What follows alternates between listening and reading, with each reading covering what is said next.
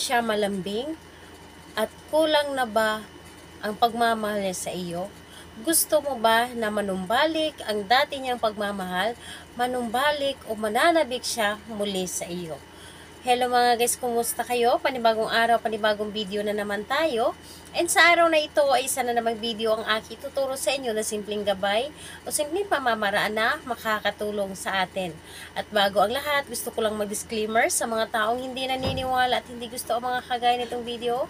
Please skip this video and maghanap kayo ng videos na gustong gusto nyo dahil ang video na ito ay para lamang ito sa mga taong naniniwala and gusto mag-try. At sa lahat po ng mga nagko-comment po dito sa loob ng aking channel, sa mga videos po, sa mga nare-replyan po na dinadala kayo sa WhatsApp, huwag na po kayong maniwala doon at i-ignore nyo na lamang upang makaiwas po kayo sa mga scam. So ayun po, kung gusto ninyo na manabik muli sa inyo ang inyong karelasyon, yung tipong ipapadama niya muli ang init ng kanyang pagmamahal, yung tipong ibalik niya muli ang dating niyang lambing sa inyo, ito po ang inyong gagawin. And syempre, pwedeng-pwede mo itong gawin sa parehas ang kasarian, babae ito babae, and lalaki ito lalaki. Syempre sa ating babae at lalaki na mag-partner o mga nanglalamig na. So dito po, ay kailangan natin syempre dito ng ating gagamitin sa paggawa ng ritual na ito is kailangan natin dito maghanda ng isang garapon. Dapat po yung garapon na babasagin, garapon na may takip po dapat. So, garapon po, and kailangan din po natin dito ng isang maliit na papel. Syempre, kailangan din natin dito ng panulat, and kailangan natin dito ng kalahating kutsarang asukal lamang. Pwedeng brown, pwedeng white sugar, basta po ito ay asukal. And pwede rin na gumamit kayo ng honey, kung meron po kayong honey. So, ayun, kung ready na yung mga bagay o materials na ating gagamitin sa paggawa ng ritual, ay kailangan mo rin i-ready ang inyong sarili. Dapat po na bago ninyo gawin ang isang ritual, alam po ninyo sa inyong sarili na gustong-gusto ninyo itong gawin at malakas po ang inyong paniniwala nito. Dahil kapag ikaw ay kulang sa tiwala, huwag mo na lamang itong pag-aksayahan ng panahon at saka mo na lamang ito gawin kapag ikaw ay ready na.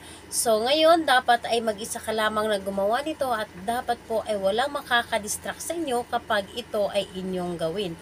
Ngayon, kapag okay na, pwedeng-pwede mo na itong umpisahan. So, ang gagawin mo una, dito po sa papel ay isulat nyo lamang ng 3 beses yung kanyang pangalan at apelyido. So, 3 beses po yung pangalan niya at apelyido, isulat nyo po dito. Ngayon, kapag naisulat nyo na yung 3 beses yung kanyang pangalan at apelyido, dito sa likod, isulat din po ninyo dito yung mananabik at ibalik ang dati mong pagmamahal sa akin. So, ayun po, yun lamang ang inyong isulat. Mananabik at ibalik ang dating pagmamahal mo sa akin. Ngayon po, kapag naisulat nyo na ito, tupiin mo lamang ito ng 3 beses, dapat po ay papunta po sa inyo. So, papunta po sa inyo ang pagkatupi nito. So, ayan po. Itupi nyo lamang ng 3 beses, nakadepende po sa inyo kung paano ninyo siya tupiin. So, 3 beses mo siyang tupiin. Pagkatapos mong tupiin, ito ay ilagay nyo lamang dito sa garapon. So, maliit lamang na garapon ang inyong kailangan. So, ayun po. Ilagay nyo lamang sa garapon at ilagay nyo din dito ang kalahating kutsarang asukal. So, ilagay nyo lang din dito at lagyan ng kaunting tubig. Ngayon, kapag nalagyan nyo na ito ng kaunting tubig, yung garapon ay takpan nyo lamang.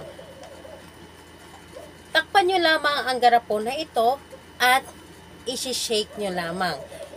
Isi-shake nyo lamang ito at paulit-ulit ninyong sambitin yung kanyang pangalan at apelyido ng 3 beses. So, alugin nyo lamang yung garapon ninyo at sambitin yung pangalan, apelyido at sabihin ninyo na mananabik ka muli sa akin. Pangalan, apelyido ni target, mananabik kang muli sa akin.